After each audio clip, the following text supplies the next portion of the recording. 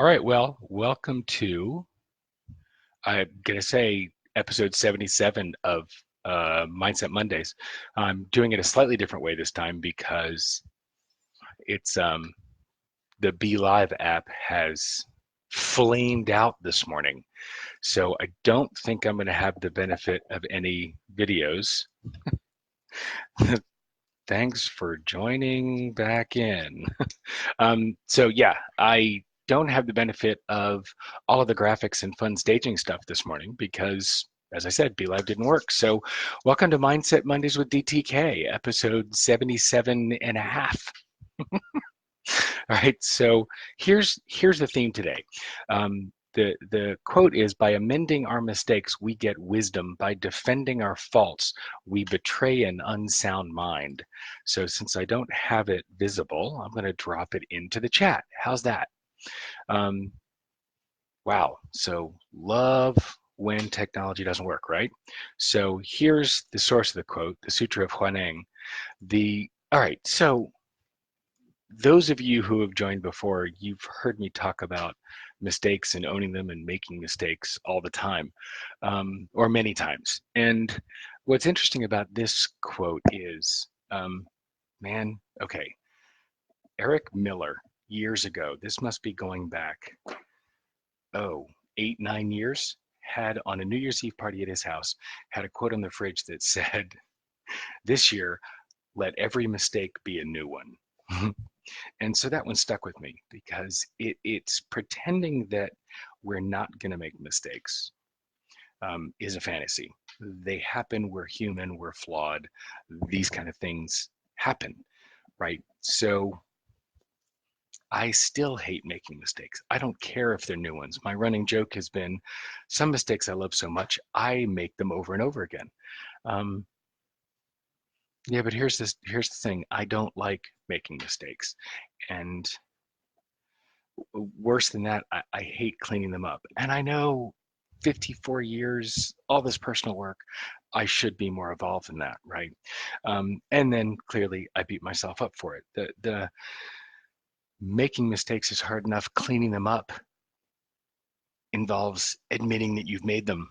And that still makes me uncomfortable. So yes, so much of my work is about being whole with everything that happens. Everybody makes mistakes. Leaders clean them up. So uncomfortable or not, we clean up our mistakes. It's what we do. It's how we recover and restore relationships. It's how we move forward. It's how we model for our children, for our team, for our company, for our community, for our country. It's what we're supposed to do as leaders. Because in the cleaning up, that's where the learning and wisdom surface. That's where we unearth that opportunity for growth. And again, for restoring and deepening relationships. The quote takes it even further. By amending our mistakes, we get wisdom. By defending our faults, we betray an unsound mind. This is back to that, for me, that whole thing about being human, right? We all have faults. We all make mistakes. We all have broken components of our behavior, right? That's part of being human. There are always things for us to shift and grow and improve. When we defend those faults, when we defend our shortcomings, when we defend the things we're working on, not because we're working on them, but defending their brokenness, that's where the fault comes. That's where the difficulty is. That's what I think fractures connection and fractures relationships. Right? The habit of defending faults, knee-jerk defensiveness, that's a hard habit to break. And it's a perfect example, even this weekend, the last week of our vacation, um, 77 episodes. I only twice has the email gone out, not on a Thursday. That Throwback Thursday that gives links to the previous 2 episodes and gives a preview of what's coming the following Monday. This one went out Saturday. There was much going on Wednesday and on Wednesday night when I was supposed to be doing it, and I just didn't. And I can sit and defend the choices that were made, but it comes down to that fault of not anchoring my time, not adhering to my calendar, not keeping to the schedule. 75 out of 77 of them went on Thursday. So defending the mistakes, according to this, is betraying an unsound mind. Owning the mistake is how we recalibrate the behavior.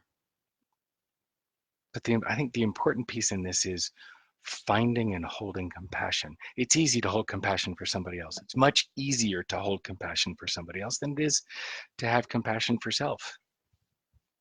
I am a work in progress, and there are always things for me to be working on, always mistakes that are made that give me insight into where the rough edges are and where the growth edge is, always opportunities to unearth new learning. And if I defend those shortfalls, I squander the opportunity for learning, right? So it's kind of a timely snafu this morning, because not only did I screw up getting the email out, the application exploded this morning and the broadcast wasn't happening on time. So nice compounding, right? So some mistakes are hidden for us. This is from Amanda. Thanks, Mish. Some mistakes are hidden for us. We still defend, we don't make them. It's interesting. I guess, when the mistakes are hidden from us for whatever reason, the challenge comes with what happens when we become aware. What's our choice when we become aware? We are always at choice. That's the beautiful piece. And once there's a gap, so I talk a lot about the gaps, the gap between when we're triggered and when we notice, and then the gap between when we notice and when we choose something else. We are always at choice. So when we have a mistake revealed for us, we have a choice. We can choose the past behavior and we can continue to defend our mistakes and our habits. Or we can choose something different. We can choose a behavior that's more in line with what serves us, that's more in line with our values. Irene says, what do we need to move? What do we need to move from defending mistakes to owning our failures and mistakes, and to look deeper into them and then arise wiser? Well, God, Irene, isn't that the goal, to arise wiser? Yes. So what do we need to move from defending our mistakes to owning them? Compassion. I think you and I have had conversations about this before, Irene. It's self-compassion. Acknowledging our humanity and owning that, that's the first step. Holding ourselves to a level of perfection where mistakes don't get made, that's not reasonable.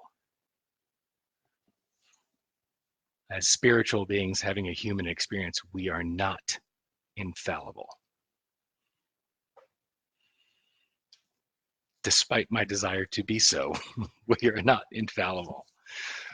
No, owning the mistakes is for me, the motivation to own the mistake